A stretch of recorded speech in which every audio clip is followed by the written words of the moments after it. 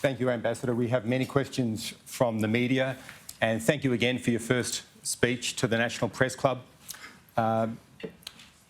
Clearly, the tensions over Taiwan are a major subject at the moment, and you spoke about the importance of economic growth and economic partnership between Australia and China and the growth that China's achieved over decades.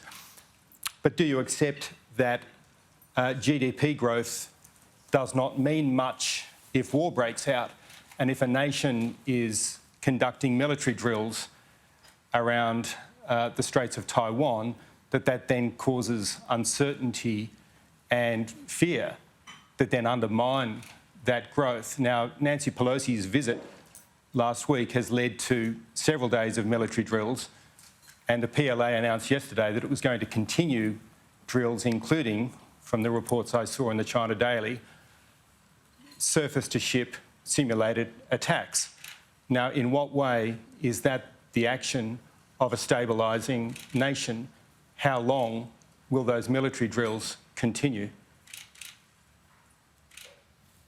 Is it a question? Yes. How long will they thanks, continue? David. Well, it's a question. The last one is a question, but I think before the question, there were a couple of points you made as a statement. Allow me to say a few words on the points that you made before your question. I think the question now is really about the essence of one China policy. The critical point is if every country put the one China policy into practice with sincerity, with no compromise, it's going to guarantee the peace and stability across the Taiwan Strait.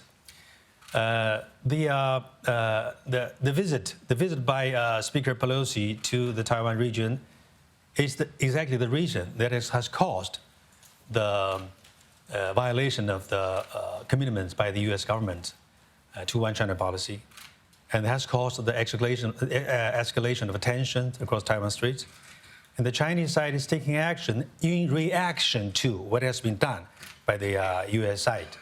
And our purpose is to send a message, clear and out, to those who are violating the commitment of one China policy, who are supporting one China, one Taiwan, or two Chinas.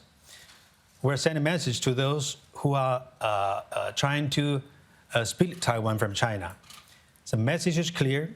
This is an action in reaction to the provocations from the U.S. side, from the separatist movements in Taiwan Island. And the reaction is legitimate. It's justified, and there's no reason for a reapproach.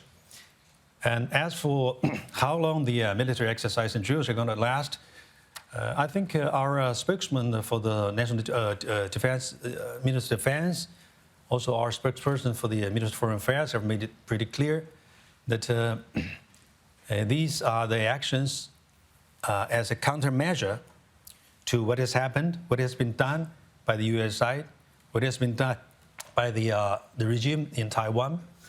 And it's a determination to show that on the question of Taiwan, there's no room for compromise. It's not something like economic development or trade relations or specific issues in some other areas. On the question of Taiwan, it's an issue relating to sovereignty and territorial integrity.